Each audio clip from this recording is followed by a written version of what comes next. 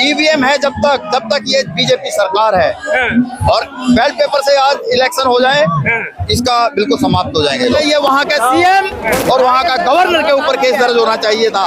ये ऐसी जो हरकतें जो बीजेपी कर रही है, अपराधी को अपराधी नहीं मान रही है। जब ईवीएम को हटाएगा, बैलेट से चुनाव कराया जाएगा, किसी भी कीमत पर मोदी जी आने वाले नहीं है। अगर मायावती जी प्रधानमंत्री बनती है तो जितने चोर बेईमान है पूरा भारत छोड़ के भाग जाएंगे सर। दोस्तों, अगर आपको भी लगता है कि लोकसभा चुनाव 2024 में मायावती को होना चाहिए प्रधानमंत्री का चेहरा, तो आप अभी इस वीडियो को लाइक, चैनल को सब्सक्राइब करके रख लीजिए और कमेंट में जय भीम जरूर लिखिएगा। बहुजन समाज की क्रांति को दिखाइएगा, जरा इन झंडों को उड़ते हुए दिखाइए। दिल्ली का जंतर मंतर है, जी हाँ, बहुजनों की क्रांति आज सड़कों पर उतरी है। ईवीएम को लेकर के बड़ा प्रदर्शन हो रहा है। ईवीएम को लेकर के देश के कोने कोने से लोग मौजूद हैं। आज ईवीएम को लेकर के बड़ी क्रांति चल रही है। क्या कहना चाहेंगे सरकारों को? ईवीएम से इलेक्शन नहीं होने देंगे। ईवीएम धोखा है देश के साथ और ईवीएम है जब तक ये बीजेपी सरकार है और बैलेट पेपर से आज इलेक्शन हो जाए इसका बिल्कुल समाप्त हो जाएंगे लोग। ये जो झंडे का सैलाब है आज कहीं ना कहीं मोदी की नींद उड़ा देगी। बिल्कुल उड़ गई है, नींद तो उड़ी हुई है। लेकिन चोर जब चोरी करता है वो बोलता है मैंने चोरी नहीं की। लेकिन असली चोर है वो बहुत देर में मानता है। तो यानी ईवीएम में कहीं ना कहीं खेला है। ईवीएम में खेला है, जैसे मोदी भी चोर है और ईवीएम भी चोर है। चोर सब इकट्ठे हो गए हैं। प्रशासन में जो जुडिशरी जो जज बैठे हैं उनको भी डराया गया है, धमकाया गया, उनको भी तानाशाही उससे काम कर रही है। अच्छा, एक सवाल है, देखिए आज ईवीएम की लड़ाई हो रही है। ईवीएम अगर बैन होता है और बैलेट से चुनाव होता है, बात आएगी फिर कि देश की सत्ता के बारे में। बहुतों को देखा, इस बार प्रधानमंत्री के रूप में किसे देखना चाहेंगे कि दलित समाज से कोई बढ़कर आगे आए? वो जनता तय करेगी। ईवीएम हटेगी तो ये तो जनता तय करेगी, अकेला व्यक्ति कोई तय नहीं कर सकता। हमारी पसंद तो बीजेपी को छोड़कर कोई भी आ जाए। मायावती का समर्थन करेंगे आप? बिल्कुल करेंगे, बिल्कुल करेंगे, बिल्कुल करेंगे। मायावती को समर्थन करेंगे आप? मैं सागर जाटव छात्र नेता एसएसबी डिग्री कॉलेज हापुड़ से। तो मैं यही चाहूंगा कि भाजपा हटे, चाहे कोई भी सरकार आए। आप देखिए, एक सवाल है, अगर मैं पिछड़े समाज की बात करूं सीधा सा, कि क्या आप लोग बहन मायावती के ऊपर भी चर्चा शुरू कर सकते हैं कि प्रधानमंत्री के रूप में उन्हें देखना चाहेंगे आप 24 में अगर सत्ता परिवर्तित होती है, बीजेपी हटती है तो? जी बिल्कुल, बीजेपी हटनी चाहिए। कोई सी भी अगर बीजेपी को हटाना है तो हमारे समाज को एकजुट होकर ईवीएम के खिलाफ हम आज आए हैं यहाँ जंतर मंतर। तो हम यही चाहेंगे कि आज ईवीएम पर बैन लगे और सत्ता बीएसपी की बने। बीएसपी की बने। चलिए, इन्होंने कहा कि देखिए एक सवाल सीधा सा आ जा रहा है कि सवाल अब वही होगा, ईवीएम तो हटेगा, लड़ेंगे, ठीक है, सब देखिए इतना हुजूम है, लड़ रहा है। सवाल यह है कि सत्ता के भागीदार भी तो बनेंगे। तो 24 में क्या चाहेंगे किसे? ऐसा है जो देश के अंदर जो गड़बड़ी चल रही है उसके हिसाब से सत्ता किसी की भी बने, लेकिन गड़बड़ी नहीं होनी चाहिए। ईवीएम हटना चाहिए, ईवीएम हटना चाहिए, बैलेट पेपर से होना चाहिए। बाकी सत्ता कांग्रेस की भी आ जाए, वो चाहे किसी की भी आए, वो जनता के बीजेपी भी है, उससे कोई फर्क नहीं है। फर्क कुछ नहीं पड़ता। बात यह है कि ईवीएम हटना चाहिए। बात है कि लड़ाई अब ईवीएम की केवल रह गई है। ईवीएम की लड़ाई है। ईवीएम की लड़ाई इसलिए है, बीजेपी सरकार में विशेष एक जाति के लोग हैं, वो अपना राज स्थापित रखना चाहते हैं। ये मनुस्मृति जो कि डॉक्टर बाबा साहब अम्बेडकर ने 25 दिसंबर 1927 को जलाया था, उसको कोर्ट के आदेश के तहत ये अमानवीय है, ये उसको लागू करना चाहते हैं। उसको हम अब लागू नहीं होने देंगे और संविधान जिंदाबाद है, जिंदाबाद रहेगा। यानी कि जो हिंदू राष्ट्र की बार बार बात हो रही है, अब वो नहीं बजेगी घंटी, नहीं बजेगी। लोगों के अब समझ में आ गया है, SC ST OBC हिंदू नहीं है, बाकी बचा कौन हिंदू, इनके समझ में आ गया है। इनके समझ में आ गया हिंदू राष्ट्र बनेगा कैसे बनाएंगे ये लोग।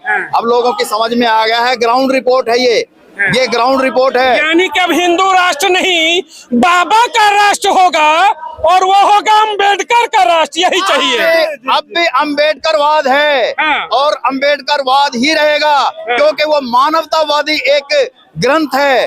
वो हमेशा के लिए मानवतावादी जो चीजें हैं, जिसका जो ताकतवर चीजें होती हैं, जो हमारा भारत का जो संविधान है उससे ताकतवर पूरी दुनिया में कोई भी संविधान नहीं है।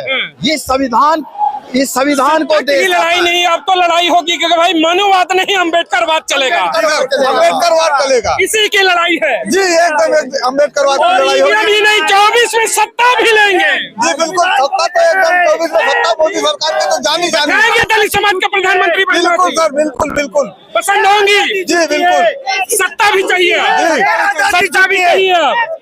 अब सत्ता का भी परिवर्तन होगा, लड़ाई केवल EVM तक नहीं रुकेगी, सत्ता का भी भागीदार बनेंगे। 85% बहुजनों की सरकार आएगी, 15% के लोगों लेकर रहेगी और हम लोग साथ हैं, कोई अलग अलग नहीं है। जय भारत, जय संविधान, जय भीम, जय भीम, जय भीम, जय मूल निवासी, जय मूल निवासी शासक बनाएगी। और अब समय है मूल निवासियों का सत्ता में आने का, सत्ता में आने का मूल निवासियों का समय है।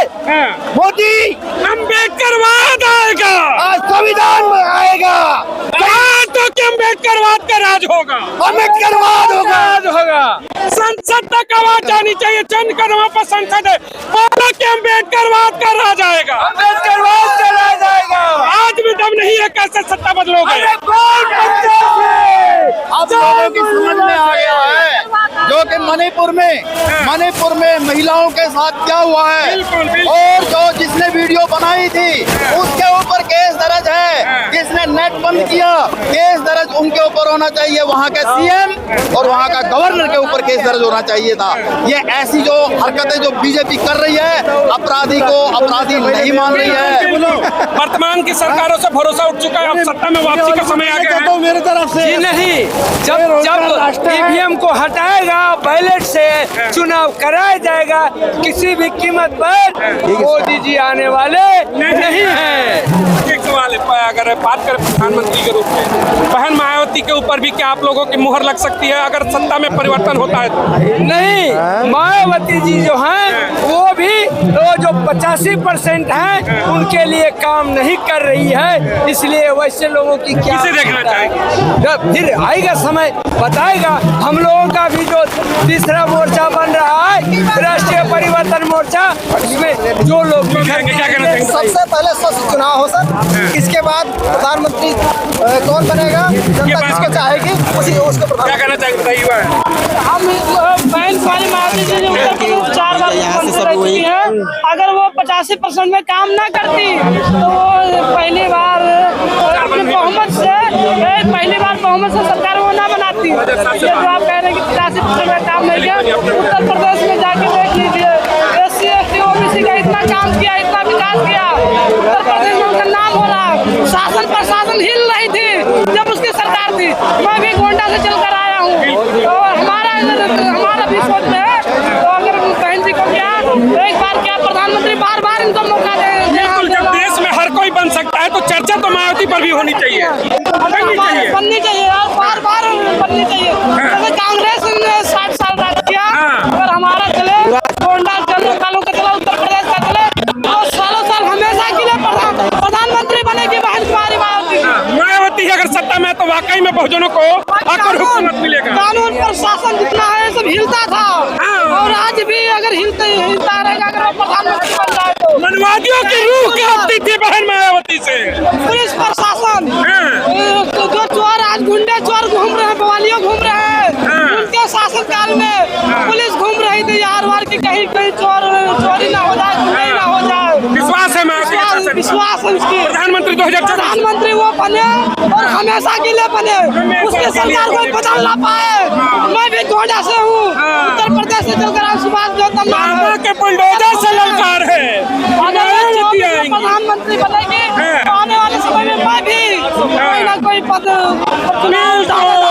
ये विश्वास है बहुजन समाज का। मायावती पर क्या कहेंगे बताइए। सर जी, अगर बात सही है, अगर मायावती जी प्रधानमंत्री बनती है तो जितने चोर बेईमान हैं पूरा भारत छोड़ के भाग जाएंगे सर। बिल्कुल भरोसा है ये, बिल्कुल भरोसा है। हाँ, जरा के माइक छोड़िए। 7 से 12 में जो सत्ता थी उन्होंने दिखाया कि बहुजन को सम्मान क्या होता है, सबकी नींव हिला डाली जो बहुजनों पर अत्याचार करते थे। तो केंद्र की सत्ता में बैठाओगे तो शायद ऐसा प्रदर्शन न करना पड़े, क्या कहेंगे सर?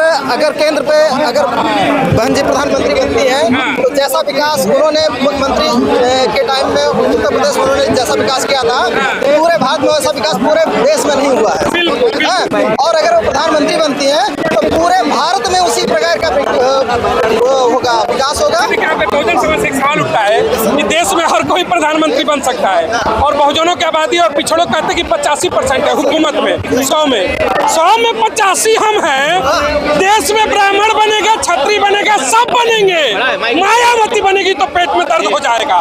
क्यों दर्द होता है भाई? इसलिए होता है क्योंकि वो क्या करेंगे 85% के लिए हक के लिए आवाज उठाएंगे, इसीलिए सर बहुजन के लिए काम करेगी तो इसको सत्ता में बैठने मत। और सर 15% वाले वही नहीं चाहते, मैं इसीलिए से डरते हैं क्या? 24 में क्या कहेंगे? सत्ता परिवर्तन हो रही है। सत्ता परिवर्तन होना बहुत जरूरी है सर, क्योंकि आने वाले समय में हमारे लोकतंत्र की हत्या होने वाली है।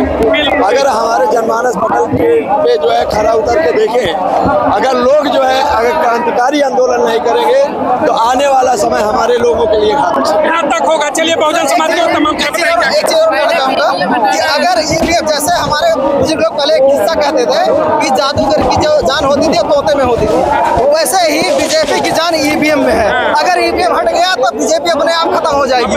क्या कहना चाहिए? सर मेरा नाम धनंजय कुमार है और मैं आप लोगों का धन्यवाद करता हूँ जो ईवीएम हटाओ के यहाँ पर आपने जो इतना बड़ा सैलाब जो आया पूरे भारत से, ये एकता का परिचय है। और केंद्र सरकार को ये समझ जाना चाहिए कि जनता इसमें मांग कर रही है ईवीएम हटाओ और बैलेट पेपर से चुनाव होना चाहिए। मैं दिल्ली का नागरिक हूँ, मैं दिल्ली में मैं 10,792 जो बस मार्शल थे मैं उसमें नियुक्त था, मैं उसमें भर्ती था। तो मैं दिल्ली सरकार ने हमको भर्ती किया था, आज दिल्ली सरकार ने हमको बाहर कर दिया, हमको बेरोजगार कर दिया। हमारे 10,792 मार्शल आज धरने पर बैठे हुए हैं। 3 महीने से बैठे हुए आज कोई भी सुनवाई नहीं हुई है। कोई नहीं सुनवाई नहीं होगी। सुनवाई सुनिएगा, जब तक तुम सत्ता के भागीदार नहीं बनोगे, बार बार पाले में जाओगे कि कभी कांग्रेस कभी बीजेपी, तो तुम्हें नचाएंगे बंदर की तरह। सत्ता के जब तक भागीदार नहीं बनोगे तुम्हें तुम्हारा हक नहीं मिलेगा। और ऐसे ही जंतर मंतर तो कभी कहीं और सड़कों पर घूमोगे। सत्ता के भागीदारी के ऊपर चर्चा शुरू करो। 85% हो हुकूमत में, अल्लाह चलिए बहुत बहुत धन्यवाद।